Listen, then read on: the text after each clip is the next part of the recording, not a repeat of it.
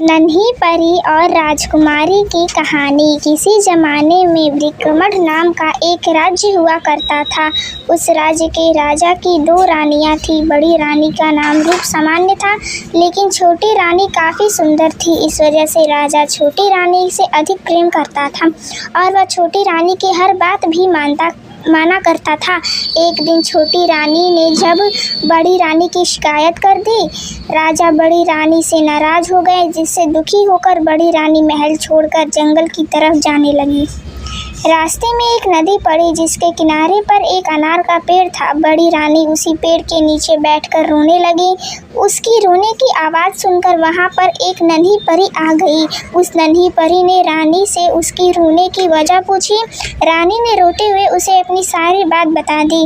बड़ी रानी की बात सुनकर नन्ही परी ने कहा, इस नदी में 3 डुबकी लगाकर स्नान करो, फिर इस अनार के पेड़ से एक अनार तोड़ लो। ऐसा करने से तुम भी रूपवान हो जाओगी, लेकिन मैंने जितना बताया है सिर्फ उतना ही करना, ना इससे ज़्यादा और ना इससे कम। ऐसा कहकर नन्ही परी वहाँ से गायब हो गई। इसके बाद बड़ी रानी ने परी की बात मानते हुए वैसा ही किया। रानी ने जैसे ही नदी में पहले डुबकी लगाई तो उसका शरीर का रंग साफ हो गया। दूसरी डुबकी लगाने पर शरीर सुंदर कपड़ों और जेवर से सज गया। तीसरी डुबकी लगाने पर रानी के बाल लंबे, घने और सुंदर हो गए। अब बड़ी रानी बहुत सुंदर हो गई थी। इसके बाद जैसे ही नन्ही परी ने कहा था कि नदी में 3 डुबकियाँ लगाने के बाद रानी ने अनार के पेड़ से एक अनार तोड़ लिया। तोड़ते ही वह अनार फूट गया और अनार के सारे बीज सैनिक बन गए।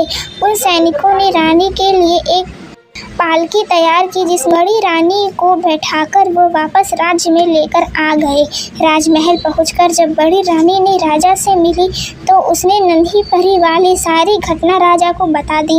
अब राजा अपनी हरकत पर पछतावा होने लगा और उन्होंने इस बार छोटी रानी को महल से बाहर निकाल दिया। जब बड़ी रानी राजा की नन्ही परी की घटना सुनने के बाद जा रही थी तो छोटी रानी चुप कर ये सारी बात सुन रही थी।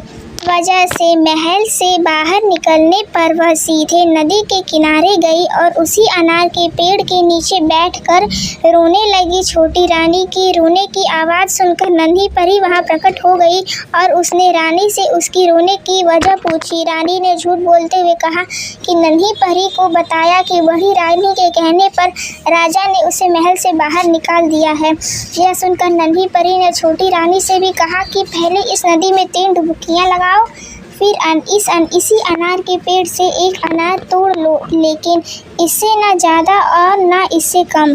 ऐसा कहकर नन्ही परी वहाँ से फिर गायब हो गई। नन्ही परी की बात सुनकर छोटी रानी बहुत खुश हुई।